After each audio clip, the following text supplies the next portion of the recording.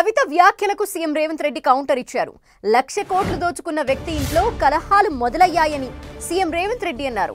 పంపకాల్లో తేడా వచ్చి కేసీఆర్ కుటుంబం గొడవ పడుతోందని, దోపిడీ సొమ్ము కేసీఆర్ కుటుంబంలో చిచ్చు పెట్టిందన్నారు. ఒకరినొకరు కత్తులతో పొడుచుకుంటున్నారని, వాళ్ళు కొట్టుకుంటూ తమపై నిందలు వేస్తున్నారని సీఎం రేవంత్ రెడ్డి అన్నారు. బీఆర్ఎస్ ని ఇప్పటికే ప్రజలు బొందపెట్టారని, చచ్చిన పాముని చంపాల్సిన అవసరం తనకి లేదన్నారు సీఎం రేవంత్.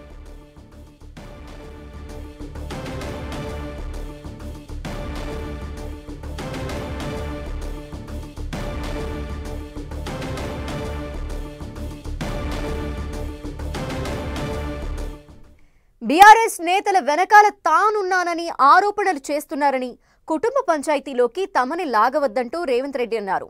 పంపకాల్లో పంచాయతీ వస్తే కుటుంబ పెద్ద దగ్గర తేల్చుకోవాలని, అంతేకాని తమపై నిందలు వేయొద్దని సీఎం రేవంత్ రెడ్డి హెచ్చరించారు. రేషన్ కార్డు ఎట్లుంటుందో తెలియదు. కొత్త కోడలు వస్తే లెక్కలో లేదు. పిల్లని మన బిడ్డను ఆ ఇంటికి పంపిస్తే అక్కడ లెక్క లేదు. ఇక్కడ తొలగించలేము, అక్కడ చేర్పించలేము. మన ఇంటికి కొత్త కోడలు వస్తే మన ఖాతాలనే లేదు. ఆ రేషన్ కార్డుల కోసం కళ్ళు కాయలు కాసేలాగా పేదలు ఎదురు చూసారు. అందుకే ఇవాళ లక్షలాది రేషన్ కార్డులు ఇచ్చినాం. కోట్ల రూపాయలు ఇయ్యవు, 1,000 కోట్లు సంపాదిస్తే ఇవాళ పక్కన చూస్తున్నారు.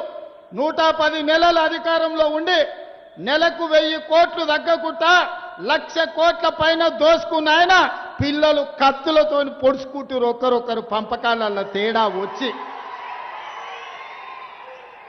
బావ, బామ్మర్ది, అక్క, తమ్ముడు ఇంటిల్లి పాది తలా ఒదిక్కు తయారయ్యి ఎవ్వనికి వాడు బల్యాలు తీసుకొని ఈపులో ఒడుచుకునే పరిస్థితి వచ్చింది.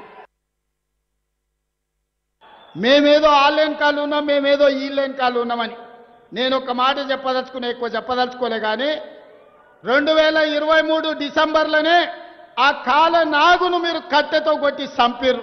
ఇప్పుడు ఆ సచ్చిన పావును చంపాల్సిన అవసరం నాకుందా?